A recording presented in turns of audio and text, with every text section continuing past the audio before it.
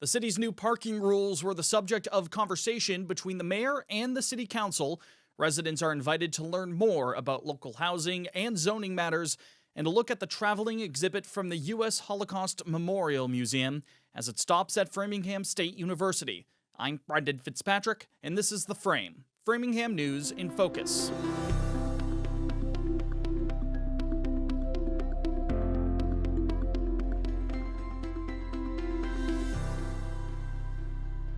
Hi, and welcome to The Frame, an initiative of Access Framingham. We begin tonight with the City Council's discussion on new traffic and parking rules in the city, which went into effect at the beginning of the month. Last Thursday's meeting marked the first time that the City Council met after those changes were made official, after they approved them back in April. Notable revisions include a ban on commercial vehicle parking on city streets between 11 p.m. and 6 a.m., as well as any time on Sunday. It's also now prohibited to park within 7 feet of any residential driveway. As of Thursday's meeting, Mayor Charlie Sisitsky noted that more than 400 parking tickets have been issued locally, a figure that's resulted in some city councilors saying they've received concerns and questions from a number of constituents. Michael Cannon of District 4 told the mayor that he wants to see some flexibility on addressing the situation, while looking to Sisitsky's office for guidance. In retort, Sisitsky said he can't prevent the police from enforcing what laws are on the books, even if he believes the $100 fine for violating those parking rules is a bit steep. It's the City Council that voted unanimously after having a public hearing to approve this ordinance. And you own it, and it's up to you and only you that can make changes. I think we're happy to take action, but I don't think the sentiment of the council is to do this alone. We want your input as the guy running the city, Mr. Mayor. Now, members of the City Council did express a willingness to go over some aspects of the new rules again, including that price for infractions, though Chair Phil Ottaviani said that making the fine too low could result in some people opting to just pay the price. Other city councilors requested additional outreach efforts, such as utilizing large digital signs to remind residents of the new traffic and parking laws, an idea that Sisitsky said he and his team would look into. Residents are invited to the Coubernville-Tripoli Neighborhood Association's upcoming meeting on Monday the 16th. Director of Planning and Community Development for Framingham, Sarkis Sarkeesian, will be on hand to discuss housing across the city, along with the rezoning of the Route 135 area. This meeting comes amid continued efforts by city officials to come into compliance with the MBTA Communities Act, which we've covered here on The Frame. The state law dictates that any community with T-service has to provide at least one multifamily housing district as of right in its zoning, though nothing is specifically required to be built by the act. Waverly Street and the downtown area have been highlighted as part of a potential solution to the MBTA Communities Act question, along with Shoppers World, the former Staples corporate headquarters site, and land at the corner of Speen Street and Old Connecticut Path. The meeting on Monday will be taking place from 6:30 to 8 p.m. at Barberry Elementary School.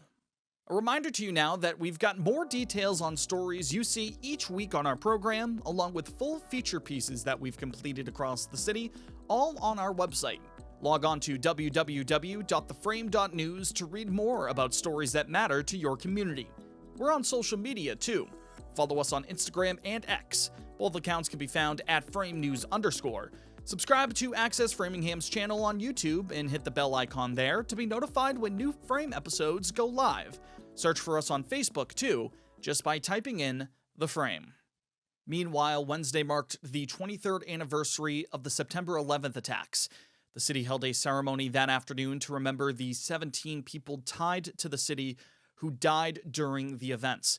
Community members gathered at Cushing Memorial Park's September 11th Living Memorial, which lists the names of those with Framingham connections who were lost on that day in 2001. Of those 17, 12 were aboard American Airlines Flight 11, while one was on United Flight 175, 2 were at the World Trade Center in New York City, and another 2 were at the Pentagon just outside of Washington, D.C. Framingham Police and Fire Color and Honor Guards were present for the remembrance ceremony as all 17 names were read and prayers were recited.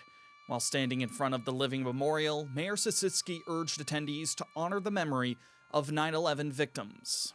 Let us build bridges where there were once walls, spread love where there was hate, and foster understanding where there was ignorance. In doing so, we keep their spirit alive, ensuring that their sacrifices were not in vain. And finally this week, Framingham State University's Whitmore Library is currently showcasing a traveling exhibit from the U.S. Holocaust Memorial Museum. The exhibition, entitled Americans and the Holocaust, aims to examine the nation's response to the rise of the Nazi Party and genocide in Europe leading up to and during World War II. We took a visit to FSU's library to learn more about this exhibit and its curation for this week's Frame by Frame segment.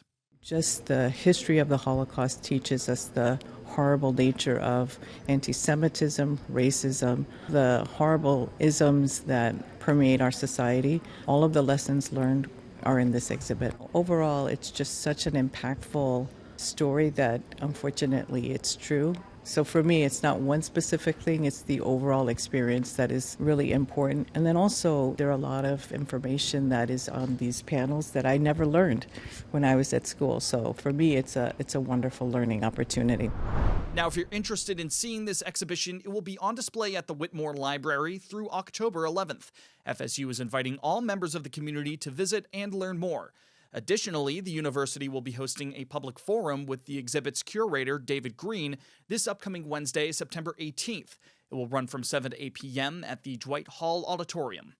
That's all for this week's Framingham News in Focus. For everyone here at The Frame, thanks for spending your time with us. I'm Brendan Fitzpatrick. We'll talk to you next week. Take care.